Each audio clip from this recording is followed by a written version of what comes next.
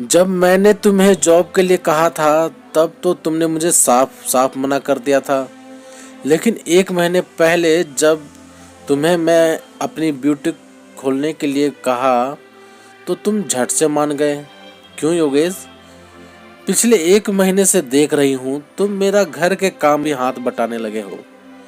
मुझे ये बात बहुत परेशान कर रही है। प्लीज योगेश, मुझे बताओ कि तुम ऐसा क्यों कर रहे हो। मोना अपने पति से बार बार ये पूछ रही थी। मोना और योगेश एक मध्यम वर्ग के लोग थे। उनकी शादी को करीब 14 साल हो चुके थे। जहां योगेश एक प्राइवेट कंपनी में मैनेजर था, वहीं नेहा एक हाउसवाइफ थी। उनके 3 बच्चे हैं, एक बेटा और 2 बेटियां। वैसे तो घर में कोई कमी नहीं थी, फिर भी कुछ महीने पहले मोना ने जॉब करने की जिद की तो योगेश ने मना कर दिया था। छोड़ो कल की बातें, कल की बात पुरानी। नए सफर में लिखेंगे हम नई प्रीत की कहानी। योगेश ने हंसते हुए कहा। योगेश, तुम मुझे बताते क्यों नहीं हो? मोना बोली। छोड़ो सब और अपने ब्यूटी पर ध्यान दो। वैसे भी रात बहुत हो चुकी है, हमें सो जाना चाहिए। इतना कहकर योगेश सो गया। लेकिन यहाँ मोना की नींद गायब थी। उसे लगा कि कहीं उसके पति की नौकरी तो नहीं चली गई और आगे भविष्य में आर्थिक ना हो, इस वजह से कहीं वो मेरी या फिर कहीं उनका किसी के साथ चक्कर तो नहीं चल रहा। इसीलिए मुझे अपने पैरों पे खड़ा कर मुझसे ही पीछा छुड़ाना चाहते हैं। ये सब सोच सोच कर मोना को नींद ही नहीं आई।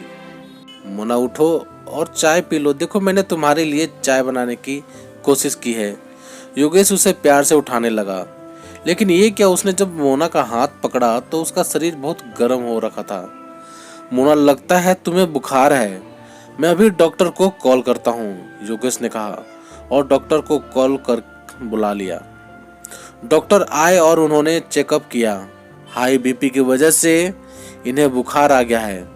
मैं ये दवाई लिख देता हूँ, हो सके तो इन्हें टेंशन से दूर रखिएगा, डॉक्टर ने योगेश से कहा और वहां से चले गए। योगेश मोना का बहुत ध्यान रखता था। लेकिन एक दिन मोना ने जिद पकड़ ली। नहीं योगेश, आज मैं खाना नहीं खाऊंगी जब तक तुम मुझे सच नहीं बता देते। कैसा सच? योगेश ने पूछा। यही कि तुम बुटीक खोलने के लिए इतनी जल्दी कैसे मान गए, मोना ने कहा। छोड़ो उस बात को, तुम क्यों बच्चों की तरह जिद कर रही हो? योगेश ने बात पलटने की कोशिश की, लेकिन मोना ने अपनी जिद नहीं छोड़ी। थक हार कर योगेश ने कहा, ठीक है तो सुनो।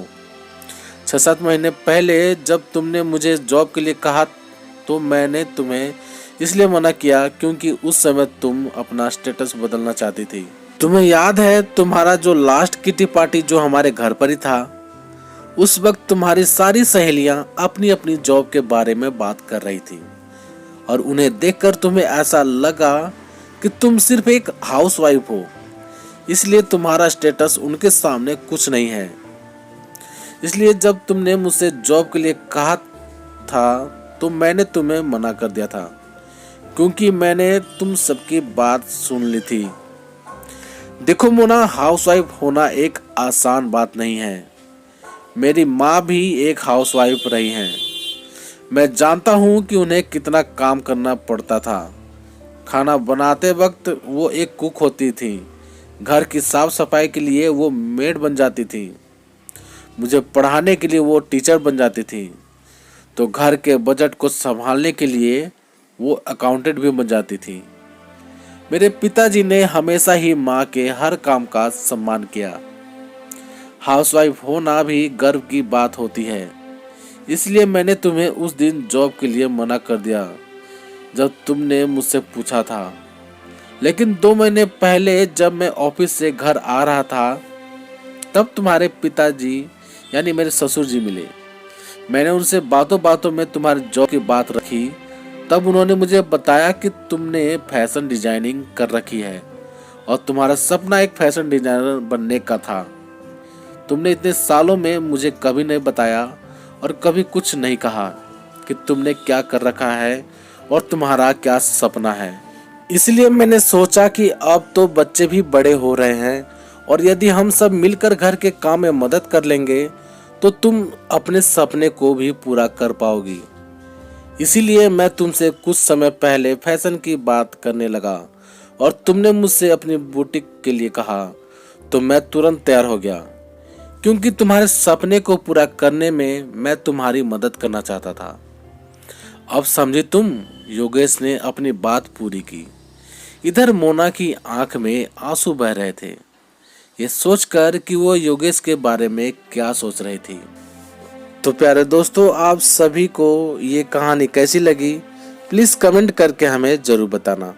यदि कहानी आप सभी को पसंद आई हो तो लाइक करना, शेयर करना और हमारे चैनल पर नए हो तो प्लीज़ चैनल को सब्सक्राइब भी ज़रूर कर लेना। तो चलिए दोस्तों, मिलते हैं आप सभी से एक और नई कहानी के साथ। तब तक के लिए जय हिंद, वंदे मातरम।